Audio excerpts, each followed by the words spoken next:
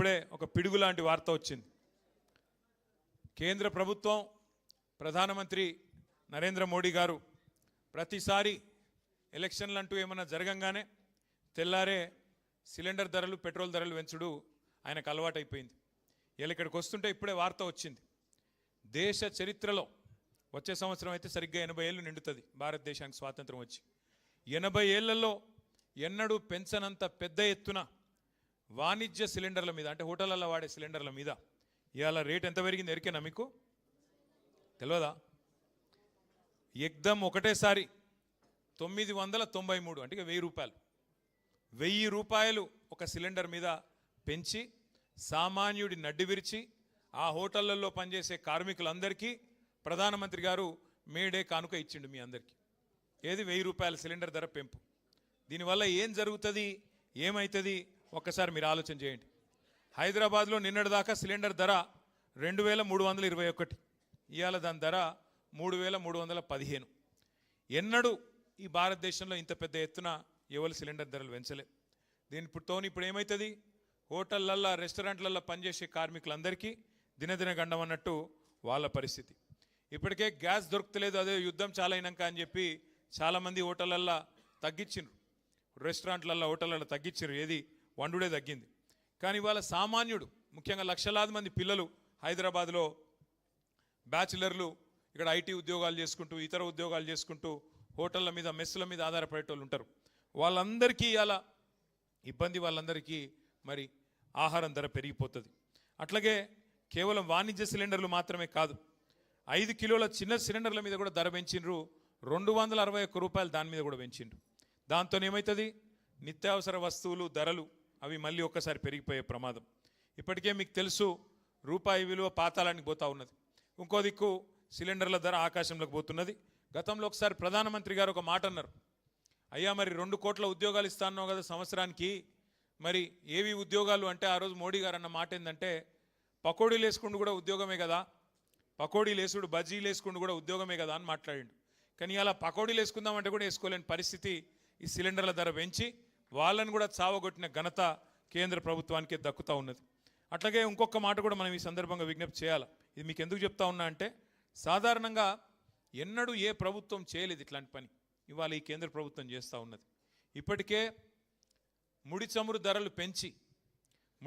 ధరలు పెంచి దాని మీద సెస్సులని తుస్సులని ఇంకోటని వేసి 65 రూపాయలకు దొరికేదాన్ని ఇప్పుడు దగ్గర 110-125 రూపాయలకు పెంచినారు పెట్రోల్ డీజిల్. దాంతో రేట్లు అన్నీ పెరిగినాయి. మళ్ళీ ఇప్పుడు సిలిండర్ కూడా పెరిగితే సామాన్యుడు బతికేది ఎట్లా? మరి ఇక దేవుణ్ణి నమ్ముకొని దేవుడి మీద భారం వేసి బతకాలన్నా ఏం చేయాలా కేంద్ర ప్రభుత్వం ఆలోచించాలా, మరి ఏ రకంగా పోరాటాలు చేయాలా మనం కూడా ఆలోచన చేయాల్సిన అవసరం ఉంది మే డే రోజు. కానీ ఒకటి మాత్రం వాస్తవం, ఈరోజు కేసీఆర్ గారి నాయకత్వంలో మనం గత 10 ఏళ్ళు ఏ ప్రభుత్వాన్ని అయితే ముఖ్యంగా పేదలకు హితంగా నడిపినాము, ఎక్కడ చూసినా ఉత్తరము దక్షిణము తూర్పు పడమర 4 దిక్కుల భారత కార్మిక విభాగం కలిసి మెలిసి కష్టపడుతూ నిర్మాణం చేసిన అద్భుతమైన నిర్మాణాలు ఇవాళ మీకు కనబడతాయి హైదరాబాద్లో, తెలంగాణలో. 10 ఏళ్ల తెలంగాణ ప్రస్థానంలో రాళ్ళెత్తిన కూలీలకు, రక్తం రంగరించిన కార్మికులకు సదా రుణపడి ఉంటామని చెప్పి శిరస్సు వంచి హృదయపూర్వకంగా మీ అందరికి నేను విజ్ఞప్తి చేస్తా ఉన్నా. ఉద్యమ తెలంగాణలోనూ మీరు మాకు వెంట నడిచినారు, అట్లాగే ఉద్ధృత ప్రగతి ప్రస్థానంలో కూడా మీరు మా వెంట నడిచినారు. మరి ఉజ్వల తెలంగాణలో కూడా మీరు మా వెంట నడవాలని చెప్పి కూడా హృదయపూర్వకంగా మిమ్మల్ని ప్రార్థిస్తూ ఉన్నా. తెలంగాణ సంపద పెంచి దేశం ముందు సగర్వంగా నిలబడే విధంగా మరి నిలబెట్టిన ప్రతి కార్మిక సోదరికి సోదరుడికి సలాం తెలియజేస్తూ ఉన్నా. మా జిహెచ్ఎంసి నుండి వచ్చిన మా ఆడబిడ్డలందరూ ఇక్కడ ఉన్నారు. బహుశా నాకు తెలిసి భారతదేశ చరిత్రలో ఏ ముఖ్యమంత్రి గారు కూడా ఈ శ్రమజీవుల విలువని, శ్రమజీవుల వారు చేస్తున్న కాంట్రిబ్యూషన్ను కేసీఆర్ గారు గుర్తించిన వాళ్ళు లేరు. సఫాయి అన్నా నీకు సలాం అన్నా అన్న ముఖ్యమంత్రి బహుశా భారతదేశంలో ఒకే ఒక్కడు మన కేసీఆర్ గారు. కేవలం మాటలతో సరిపెట్టకుండా కేసీఆర్ గారి నాయకత్వంలో జిహెచ్ఎంసీలో బ్రహ్మాండంగా వారందరూ అడగకపోయినా వేతనాలు పెంచిన రోజులు మీకు గుర్తున్నాయని చెప్పే నేను అనుకుంటా ఉన్నా. మరి 2.5 ఏళ్ళు ఏమవుతుందో నాకంటే బాగా మీకే ఎరక. ఇక నేను చెప్పను, మీకే తెలుసు ఏం చేస్తున్నారు, ఏం చేయలేకపోతున్నారు. ముఖ్యమంత్రి గారు మున్సిపల్ మంత్రి ఇప్పుడు, కానీ ఆయన ఏం మాట్లాడుతున్నారు ఎరికేనా? మా హైదరాబాద్లో 5,000 ఆటోలు ఉన్నాయి. వాళ్ళు సాఫ్ సఫాయి చేస్తుండ్రో చేస్తలేరో, ఆటోలు తిరుగుతున్నాయో తిరుగుతలేవో నాకు తెలియదు. ఏది ముఖ్యమంత్రి గారు మున్సిపల్ మంత్రి ఆయన చెప్తున్నాడు వాళ్ళు చెత్త తీస్తుండ్రో లేదో నాకు తెలియదు. గంత తెలియని పరిస్థితులు ఉన్నాడు ముఖ్యమంత్రి. నాకు అర్థం కాదు, మీరు చేస్తున్న కష్టం కనబడతలేదా?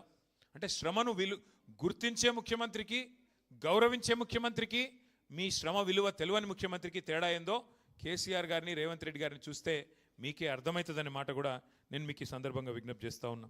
ఇవాళ కేసీఆర్ గారి నాయకత్వంలో మిమ్మల్ని భాగస్వాములుగా చేసుకుంటూ ముందుకు నడిచినాం. మీకు యాదికుండాలి, కరోనా వచ్చినప్పుడు ఎట్లాంటి పరిస్థితి ఉండే దేశంలో, గందరగోళం ఎక్కడికక్కడ.